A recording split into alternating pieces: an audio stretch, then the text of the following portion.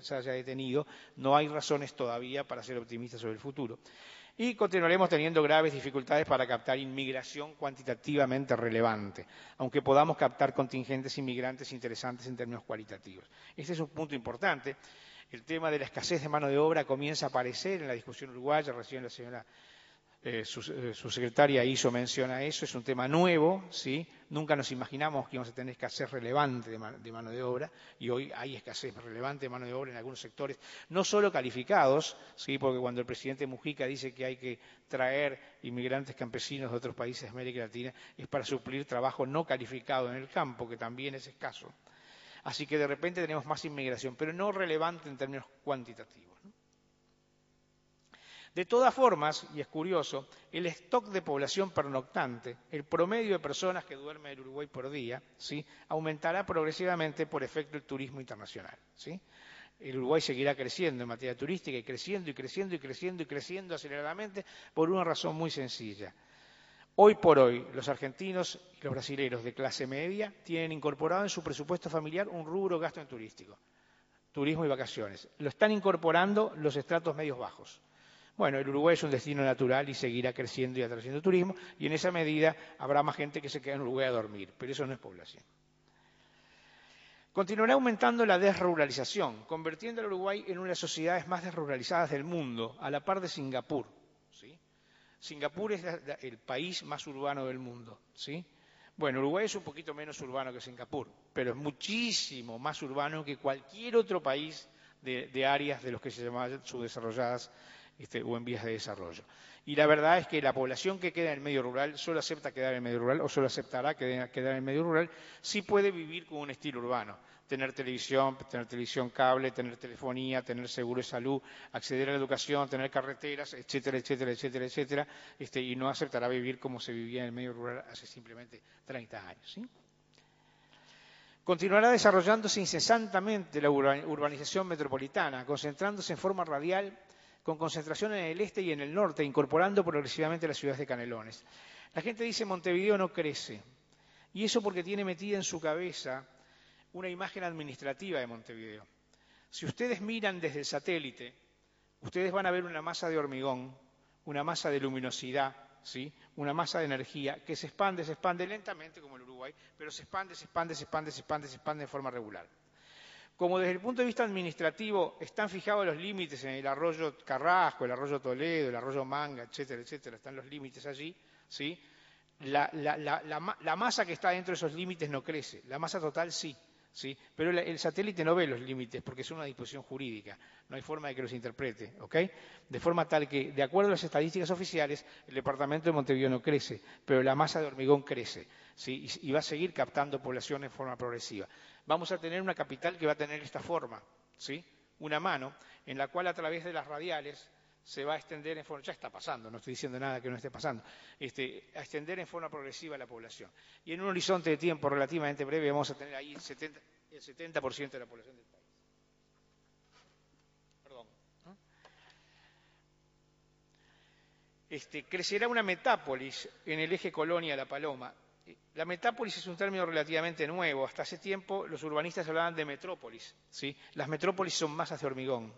Las metápolis, ¿sí?, no son masas de hormigón, pero son ciudades extendidas, de acuerdo a las posibilidades de la tecnología moderna, que tienen el verde metido adentro, ¿sí?, y que están discontinuas en el espacio. Están apareciendo en el mundo. Una ya está apareciendo acá y en los próximos 30 años seguirá creciendo, ¿sí?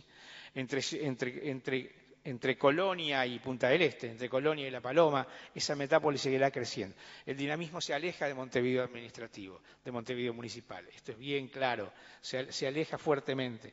Y en un tiempo relativamente breve, el horizonte urbano del país, el horizonte urbano del país estará en sus límites, en las ciudades limítrofes, siendo Colonia, Montevideo y Maldonado, Punta del Este, una ciudad limítrofe, aunque no tenga continuidad geográfica con el país vecino, ¿ok?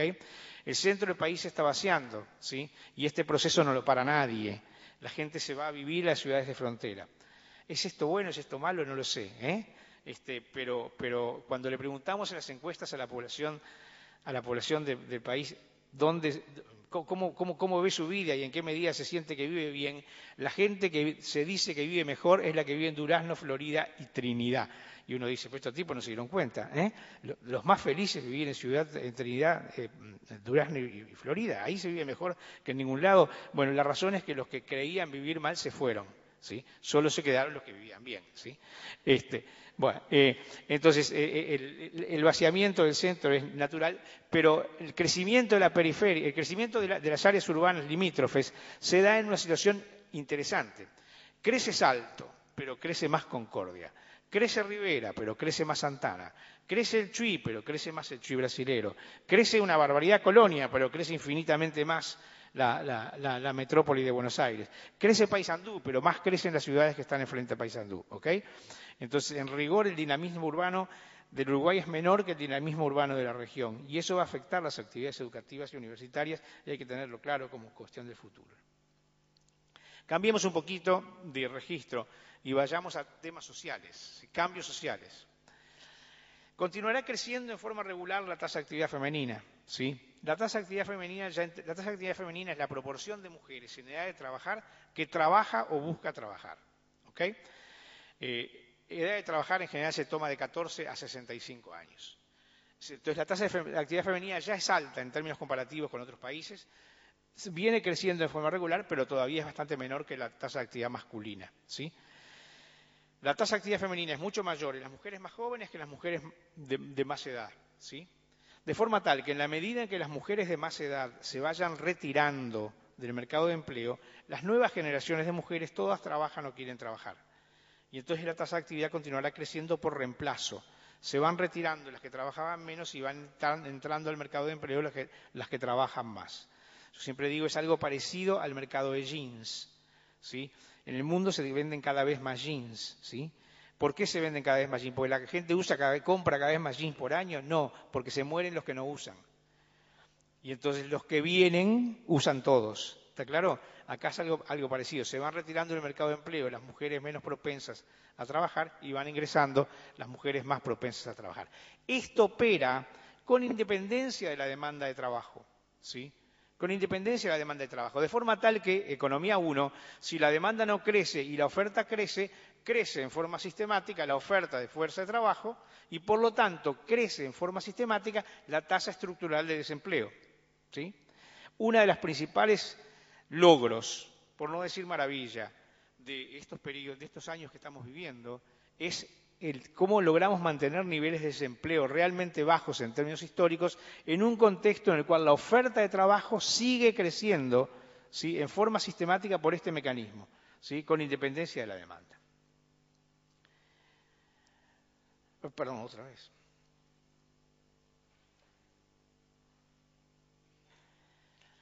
Bueno, el mercado de trabajo será progresivamente más flexible, recién la viceministra hizo mención al tema. El programa de vida de una persona que entra al mercado de empleo no es tener empleo por el resto de su vida en el mismo lugar, ya no es así, ¿sí? Aparte de que los cambios tecnológicos, los cambios económicos y la mar en coche generen un requerimiento mayor de flexibilización en las relaciones de empleo, aparte de eso está adentro del propio programa de vida de las nuevas generaciones que entran al mercado de empleo. No aspiran a tener un empleo, el mismo empleo de por vida, ¿sí? Y aspiran a ser más autónomos en la decisión sobre sus propias condiciones de empleo. Pero, perdón. Continuarán creciendo aceleradamente las empresas medianas y pequeñas, se mantendrán niveles atendibles de informalidad en el mercado de empleo y, además, condiciones constantes, continuará disminuyendo el trabajo manual en la industria y continuará creciendo aceleradamente el empleo en el sector servicios. Todos estos factores es obvio que afectan al sistema educativo y que de alguna forma tienen que contribuir a definir qué tipo de educación tendremos, ¿sí? El tema de la relación entre educación y mercado de trabajo es un tema muy relevante, ¿sí? En el periodo de la reforma Rama, ese tema generó muchas discusiones muy ríspidas, pero hoy más bien tiende a aceptarlo todo el mundo. Es imposible pensar en los dos temas separadamente, aun cuando la educación no sea simplemente, ni quizás principalmente, una forma, un mecanismo de proveer gente al mercado de empleo. Pero no puede olvidarse de esa dimensión. Y un mercado de empleo extremadamente cambiante, como ese que estamos enfrentando hoy, es un desafío para el sistema educativo, porque por primera vez el sistema educativo en Uruguay se enfrenta a una economía que crece mucho más rápidamente que el propio sistema, a un cambio tecnológico que va mucho más rápidamente que el propio sistema y que en esa misma medida obliga al sistema a tener una flexibilidad y una capacidad de adaptación que antes no se le requería. En un contexto de una economía estancada, como vivimos 30 años, no se le requería al sistema educativo demasiada velocidad de adaptación. En un contexto de una economía cambiante, una tecnología cambiante y una cultura cambiante, el sistema educativo está sometido a un estrés realmente no envidiable en materia de requerimientos de flexibilidad y adaptación. Continuará aumentando la demanda de educación formal e informal, ¿sí? Esto es una constante que es obvia y que opera en todo el mundo, ¿no? La gente demanda más y más educación hasta en la tercera edad, hasta después de retirado. Cuando se retira quiere aprender artesanías para ocupar su tiempo libre. Y como cuando hoy una persona se retira del mercado de empleo, tiene una expectativa de vida de 22 años, bueno, los requerimientos de dar capacitación a esa gente para que ocupe su tiempo en una forma significativa y productiva son requerimientos que también irán dirigidos al sistema educativo, aunque no sea ni primaria, ni secundaria, ni terciaria, pero es un sistema educativo que en la sociedad opera, ¿sí? El sistema de educación terciario continuará diversificándose y diferenciándose, ¿sí? En términos relativos, como el sistema de educación terciario es, en términos relativos, el más pequeño de todas las partes del sistema educativo, tiene mayor capacidad de adaptación que los otros, ¿sí? Que son más grandes y más complejos.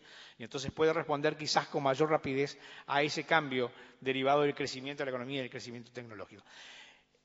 Yo creo que es el año 2009 donde por primera vez alguien dijo, fue el ministro Lorenzo en el foro de presentación de la política económica del nuevo gobierno en Agde, donde por primera vez alguien dijo en la historia de este país que el Uruguay podía plantearse la meta de llegar a ser un país desarrollado, ¿sí? Nosotros los uruguayos, el común de los uruguayos, ni se nos ocurre pensar en semejante cosa, pero pensar en que en un plazo de una generación el país pueda llegar a ser un país desarrollado implica un cambio colosal, ¿sí? En términos de velocidades, ¿sí? Obviamente que si nosotros mantenemos las tasas de crecimiento que venimos manteniendo en los últimos 7 años, que son totalmente anómalas para nosotros que nos formamos en Uruguay estancado, ¿sí? Si esas tasas resultan ser regulares, si esas tasas resultan ser lo común, ¿sí? Bueno, es obvio que vamos a estar sometidos a un terrible desafío en términos de adaptación y flexibilidad. No estoy seguro, tiendo a pensar que no. La mayoría de los uruguayos todavía pensamos que eso no es real, ¿sí? Que la realidad, que la verdad es la que pertenece al estancamiento y la crisis y que esto es solamente fantasía. Bueno, comienza a haber gente que dice, no, aquello pasó, pero esto es tan verdad y va a ser tan verdad como aquello. En ese caso vamos a estar llamados a cambios realmente muy importantes en el ámbito sociocultural y particularmente en el sistema educativo. Manteniéndose un fuerte peso de las carreras tradicionales, crecerán en forma progresiva las especializaciones de perfil moderno y tecnológico. El aumento de la educación considerará con una devaluación progresiva de la educación, cantidades adicionales de educación darán derecho cada vez a proporciones cada vez menores de incremento en bienestar, poder o ingresos, ¿sí? Esto opera en todo el mundo, no es solamente uruguayo, pero es una de las razones que está detrás del mecanismo de incremento de la demanda. La gente necesita mayor educación para poder adquirir la misma canasta de bienes. Se agravará la falta de mano de obra calificada por efecto del mayor dinamismo de la economía y de la tecnología respecto a la oferta educativa. Se mantendrán elevados niveles de segmentación educativa en niveles primarios, secundarios y terciarios. Y la segmentación educativa será la principal fuente y manifestación de la desigualdad social. Yo creo que este es un tema extremadamente relevante, ¿sí? Hoy por hoy el mayor desigualizador de la sociedad uruguaya es el sistema educativo público, ¿sí? Esto hay que tenerlo claro, por más que sea muy duro, es un desigualizador extremo, un consolidador de desigualdades, y es obvio que, como dijo la ministra sin referirse específicamente al público, es obvio que esto pertenece a la agenda de las cosas que hay que resolver en el horizonte de los próximos años, ¿no? Bueno, también la educación cambiará el público que tiene inmediatamente enfrente, porque la familia está sometida a cambios brutales, ¿sí? Continuarán aumentando las tasas de divorcio al incorporarse las hipótesis de divorcio en las bases contractuales explícitas de la formación de parejas, ¿sí? 30 años antes era muy difícil que una pareja que se formara dijera, bueno, y si la cosa marcha mal, nos divorciamos y ya está, ¿sí? Por el contrario, el divorcio era un fracaso terrible, social, etcétera, etcétera. Hoy por hoy, esta hipótesis es asumida como una hipótesis que quizás es mejor que mantener una pareja de mala calidad, de forma tal que, aceptada de antemano la hipótesis del divorcio como una solución posible frente al matrimonio de mala calidad o a la pareja de mala calidad, bueno, ya está, aumente la tasa de divorcio. Continuarán aumentando, por lo menos hasta que el stock, ¿sí?, de familias no divorciadas se aproxime más o menos al stock de familias buenas, de buena calidad. Las otras se separarán hasta volver a formarse. Continuarán aumentando las parejas en régimen de convivencia sin formalización de la relación matrimonial, ¿sí?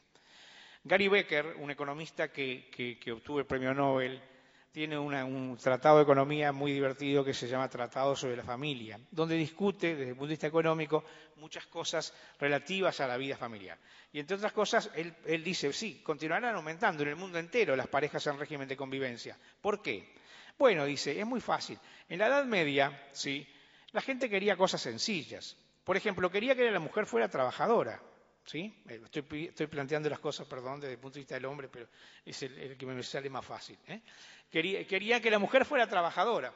Entonces lo veía rápido, ¿sí? Iba a la casa del campesino al lado y veía si la mujer achaba y cortaba leña, ¿sí?, ordeñaba y trabajaba, si es trabajadora.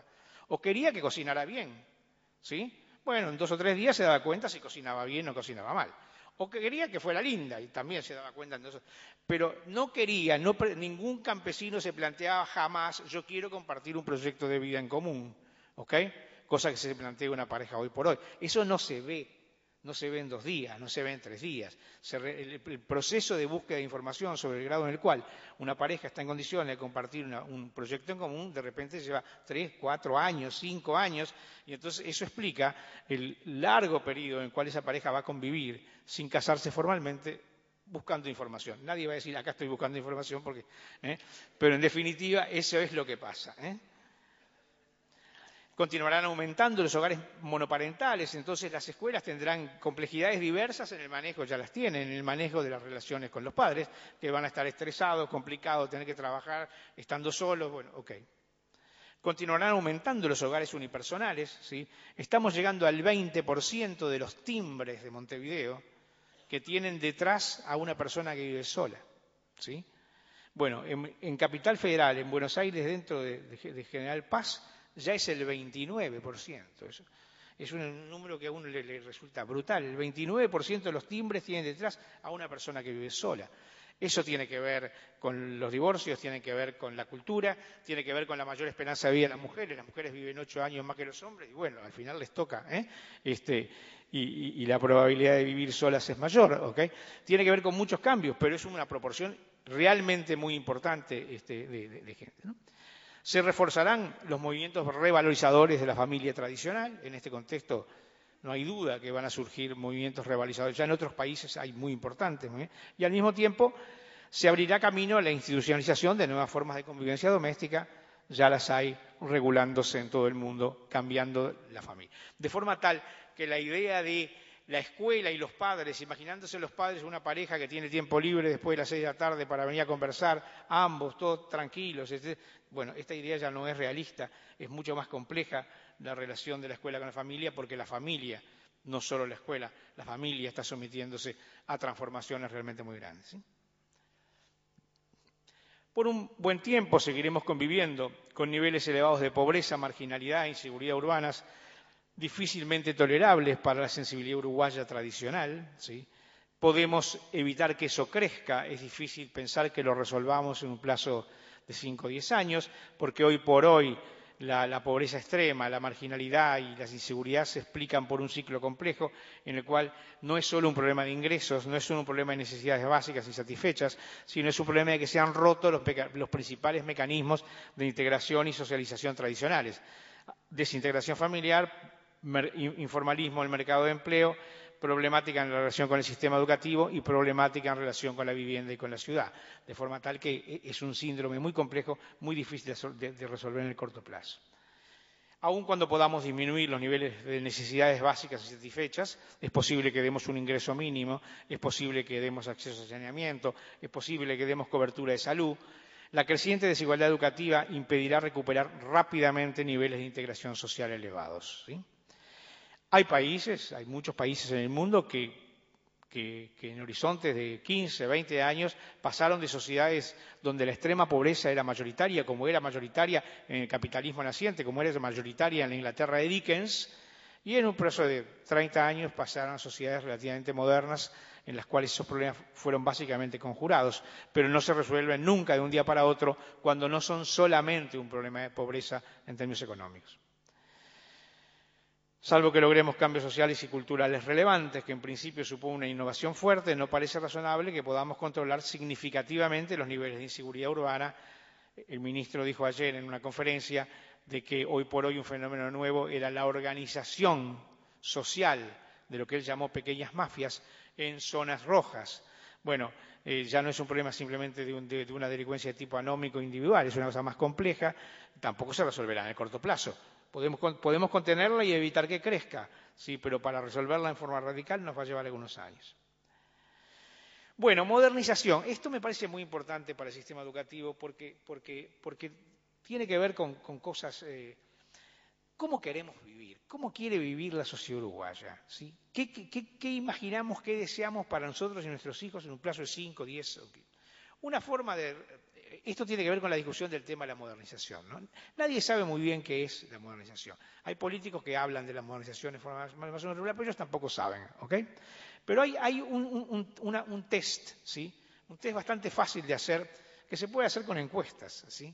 Aunque parezca mentira, ¿sí? Que es darle a la gente una batería de países, ¿sí? Y decirle en cuáles de estos países le gustaría a usted vivir. O, alternativamente, en cuáles de estos países no tendría usted problema en vivir. ¿Ok? Bueno, es muy claro.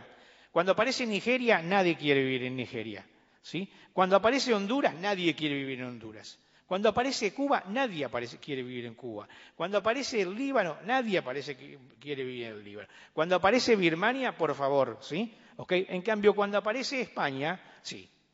Cuando aparece Suecia, sí. Cuando aparece Canadá, sí. Cuando aparece Francia, cuando aparece Estados Unidos, cuando aparece Italia, no hay duda alguna, los uruguayos quieren vivir en países capitalistas, democráticos, desarrollados, de bienestar. No hay duda alguna de esto, ¿sí? Y no quieren vivir en otros lados. Esto no tiene nada que ver con problemas políticos. Para extremar las cosas yo siempre digo, yo puedo ser trotskista, pero prefiero ser trotskista en París que trotskista en Nigeria. ¿Ok? Esto tiene que ver con el tipo de sociedad en el que quiero vivir, ¿sí? Y esto es realmente unánime, ¿sí? Hay pocas cosas en las cuales hay más consenso en la sociedad uruguaya que ha aplicado este test del tipo de país en el que me gustaría vivir. Esto no es así en Bolivia, esto no es así en Paraguay, ¿sí? Esto no es así, por supuesto, en los países árabes, ¿sí? No es que sea una condición que todo el mundo quiere, no, esto no es así. Esto es así en algunos países y en otros no. En Uruguay claramente es así, ¿sí? Claramente es así. Hoy queremos vivir en países capitalistas, desarrollados, modernos, democráticos y de bienestar, ¿sí? El grado en el cual enfatizamos cada uno de estos factores puede ser variable. Eventualmente podemos rechazar algunos, pero son esos, no hay duda alguna. Y esto es unánime. Este es el tipo de vida que la gente quiere. Crecimiento progresivo de los valores postmaterialistas, ¿sí? Secular rational y self-expression, ¿ok? Antes de haber completado plenamente la satisfacción de algunos requerimientos propios de los valores materialistas, ¿sí? Todavía queda en el Uruguay mucha población que no ha completado la satisfacción de los valores, de los requerimientos de supervivencia, ¿sí? Pero la sociedad se orienta a valores de tipo postmaterialista, secular rational y self-expression. Los estratos medios y altos serán progresivamente bilingües y estarán entrenados para vivir en un mundo progresivamente abierto y globalizado. Esto es un inmenso desafío para el sistema educativo, ¿sí? Que lo toma en sus manos o lo van a resolver los jóvenes solos, ¿ok? es un tema de una altísima importancia y un altísimo riesgo para la sociedad en la medida en que no se dé cuenta y no asuma en consecuencia que tiene que dar respuesta a una necesidad de bilingüismo que no es uruguayo-portugués, sí, sino que es uruguayo-inglés, que está dado en toda la sociedad en su conjunto. Y la informática formará parte del lenguaje básico de los jóvenes de los estratos altos y medios, que podrán definir estrategias personales propias de inserción en el mundo global. Esto es así. Bueno, continuará ampliándose aceleradamente la oferta y la demanda de comunicación, ¿sí? Cuando en la crisis del 82, sí, la tablita, la sociedad uruguaya estaba entrando en un terrible periodo desde el punto de vista económico, aparecieron en plaza los primeros aparatos de video, ¿sí? Y entonces recuerdo que se discutía en qué medida la gente iba a comprar videos o no compraba videos en ese contexto de crisis, ¿sí? Bueno, entre 1982 y 1988 el video se expandió a una velocidad brutal, Montevideo se llenó de videoclubs, etcétera, etcétera. Y después, en forma sucesiva, la sociedad fue absorbiendo el 50% de ingresos superiores de la sociedad, pero no la oligarquía ni la clase alta, sino el 50%, ¿sí? Las clases medias y medias altas, fue absorbiendo a toda velocidad los cambios en la comunicación, ¿sí? Y hoy por hoy nos enorgullecemos de tener los niveles más altos de penetración de la banda ancha, de uso de Internet, de telefonía celular, etcétera, etcétera. Y esto seguirá siendo así. Continuará ampliándose aceleradamente la demanda y la oferta de comunicación. Es un desafío colosal, ¿no? Se seguirá avanzando hacia una sociedad multimedia, en la que el Internet, las ciudades, los espacios abiertos y los nodos urbanos serán los principales medios de comunicación.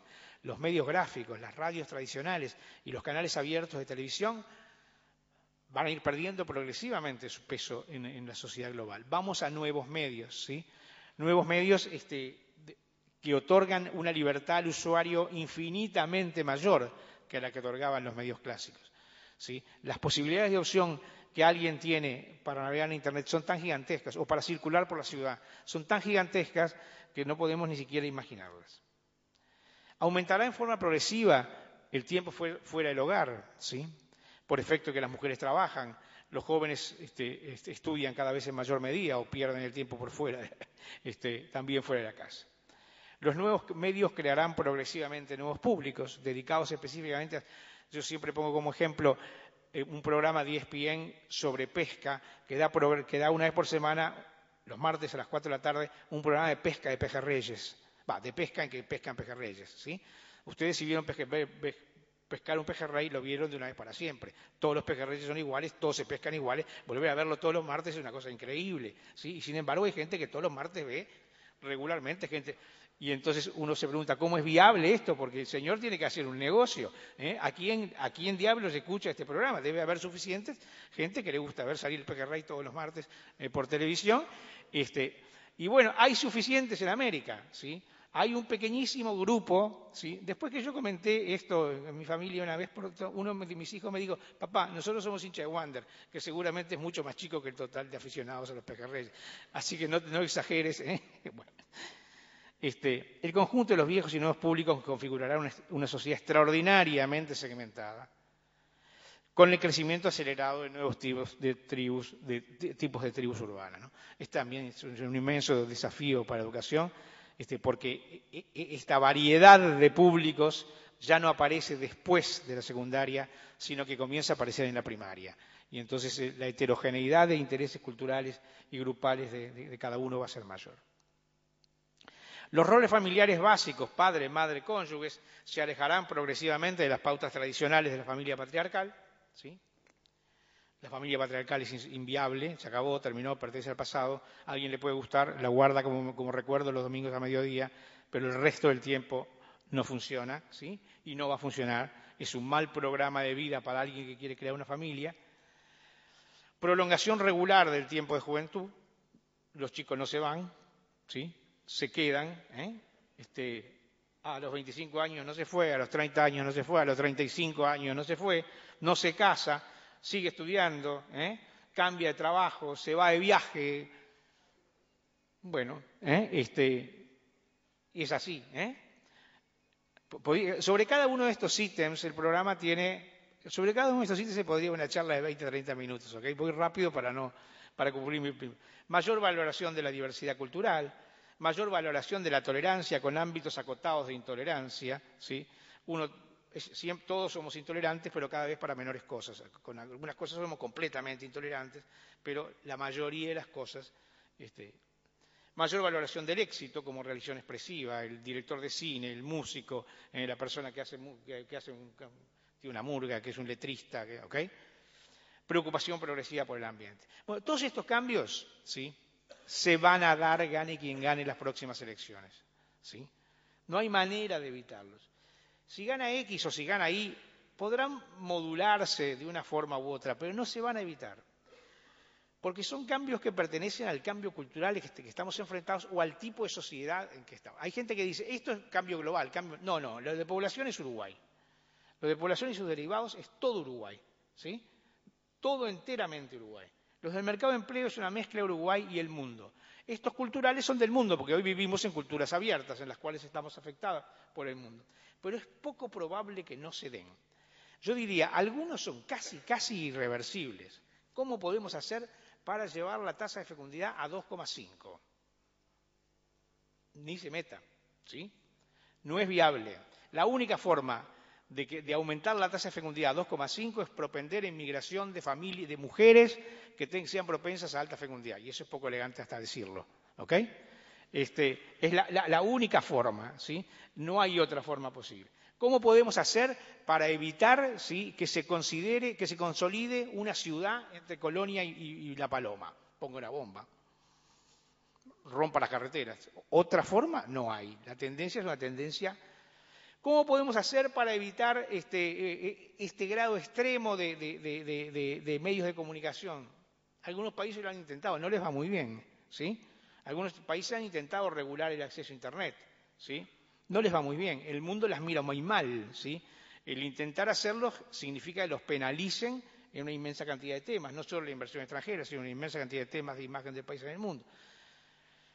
Mayor preocupación progresiva por el ambiente. Ustedes se dan cuenta que si nosotros no hubiéramos hecho la Rambla en 1923, supongo que a todo el mundo le gusta la Rambla, hoy sería inviable. Viola todas las normativas y conciencia ambiental posible, ¿sí? No tendríamos Rambla. Por suerte la hicimos, ¿ok? Pero hoy por hoy, en el mundo entero, se armaría un gran movimiento mundial diciendo no queremos Rambla en Montevideo, ¿sí? Porque destruimos pájaros, destruimos pescados, destruimos el medio ambiente, quebramos todo el ambiente natural, la dinámica de las arenas, la dinámica de usted, todo lo que hoy defendemos en Rocha, ¿ok? Con la Rambla de Montevideo lo destruimos todo. Entonces, hay una preocupación progresiva por el ambiente y no hay forma de pararla. Por lo menos en los próximos 20 o 30 años no lo vamos a parar, ¿sí? Va a seguir así. Uno puede pensar bien o mal, gracias a Dios o maldito, ¿eh? Pero es su primera parte, como piensa. Que esto va a operar, ¿sí? Bueno, y cambios sintéticos, muy rápido. Un mundo global. Hoy ya vivimos en un mundo global, no hay manera alguna de escaparse a ello. Los países que han intentado escaparse han sido desgraciados, ¿sí? Los países que se han negado a entrar en ese mundo global han sido desgraciados. Conexión directa y permanente. La telefonía celular, y como dijo la ministra el otro día, el acceso a Internet es un derecho humano básico. Si en el siglo XVIII hubiera existido la tecnología, estaría en los derechos del hombre y del ciudadano en la Revolución Francesa. No lo pusieron porque no estaba la tecnología, ¿ok? Pero es un derecho humano básico, la conexión permanente. Bueno, la gente reflexiva, más crítica como consumidores. El uso de los medios con muchísima mayor libertad que antes. Estamos en un punto de inflexión en el cual la mayor parte de la comunicación emitida no va a ser emitida por los medios, sino que va a ser emitida por los ciudadanos, por los receptores, a través de los blogs y demás. Esto es un cambio que no tenemos idea. ¿Cómo es posible?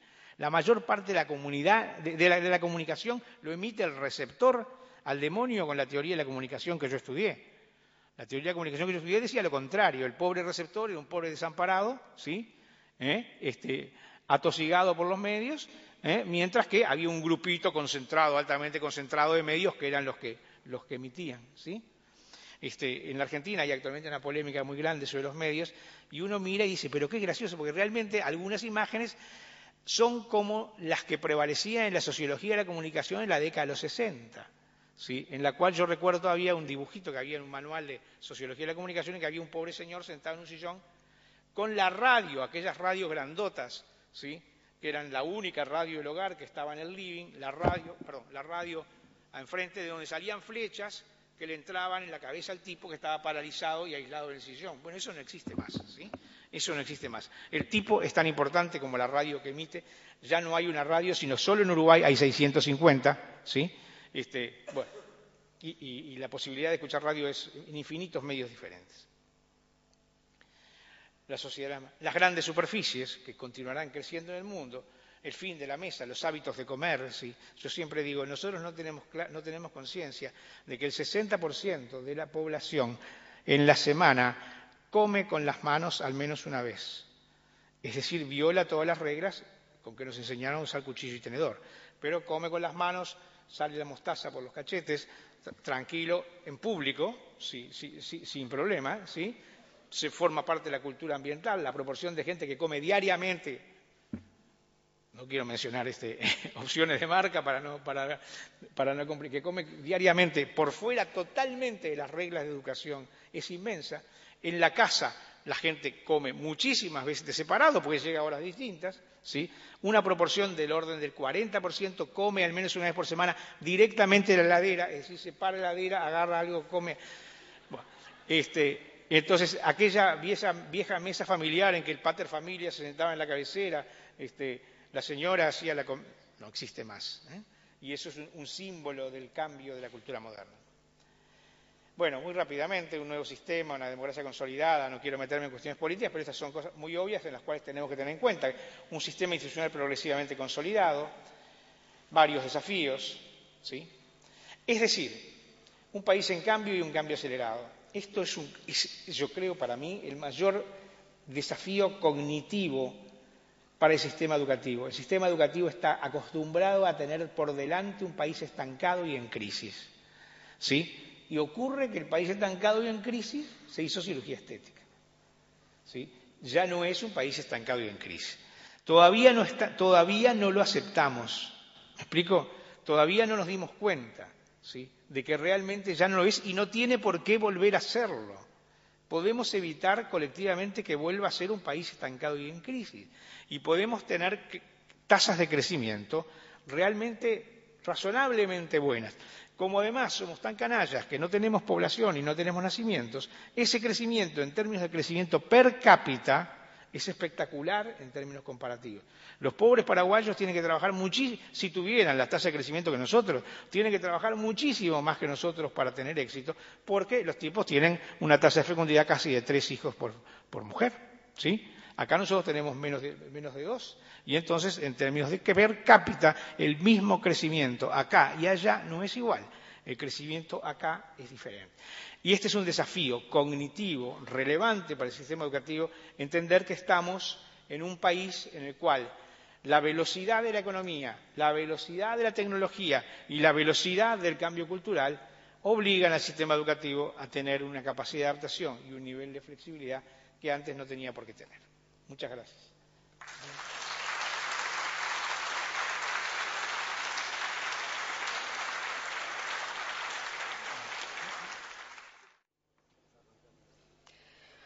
Bueno, vamos a dar comienzo con la primera mesa de diálogo del día de hoy.